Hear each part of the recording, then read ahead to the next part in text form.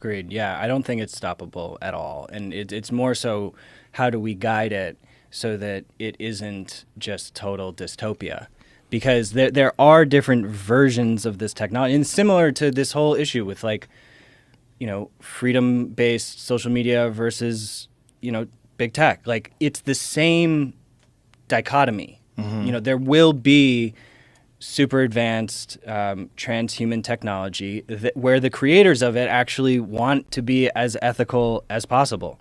There's already those AI camps that exist. And so if the AI is getting integrated with the hardware that's coming in, then, we just need to be cognizant of that distinction, because we don't want to stop it. I mean, it's amazing what's happening. Like there was a instance with ChatGPT where his dog was dying.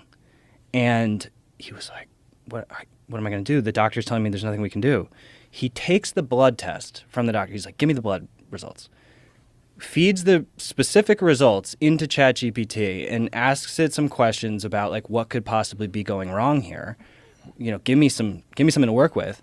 It gives him a couple of options. He then takes that back to the doctor, and they found it, and the dog's fine. The dog was going to die. The dog was anemic. So what was wrong? I don't remember all of the specifics, but the dog was anemic, and there was something, but he successfully used it to help the doctor diagnose, and it actually fixed the dog. So, at this point, I mean, specifically with medical applications. So here it is. Started dog in the proper treatment. She's made almost a full recovery now. Note that both of these diseases are very common. Babesiosis is the #1 tick-borne disease. Oh, it was a tick-borne disease. And IMHA is a common complication of it, especially for this breed. So that looks like an Australian Shepherd, I think. I'm not sure. It says, I don't know why the first vet couldn't make the correct diagnosis, either incompetence or poor management. GPT 3.5 couldn't place the proper diagnosis, but GPT-4 was smart enough to do it. I can't imagine what medical diagnostics will look like 20 years from now. Wow. Will you say that? Pull that a little higher up there.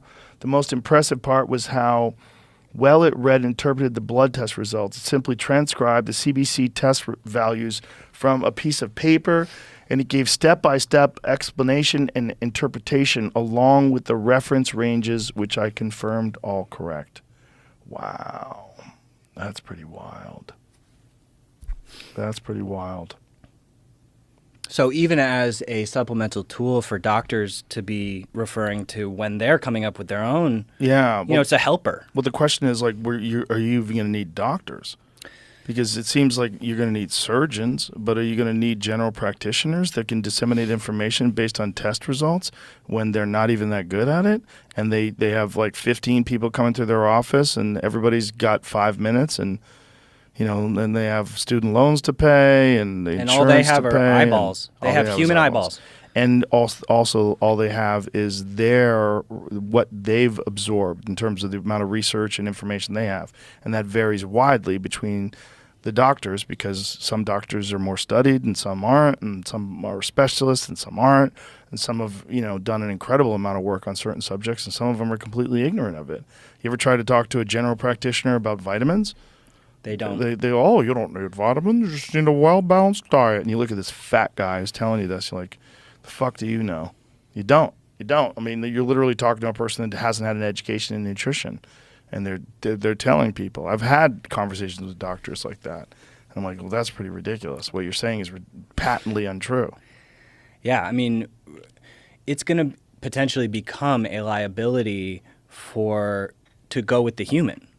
Because if you're studying an MRI or something just with your human eyeballs, AI can find the most minute little trace of something that you could so easily miss. Yeah. And so that's going to be a revolution for lifespan.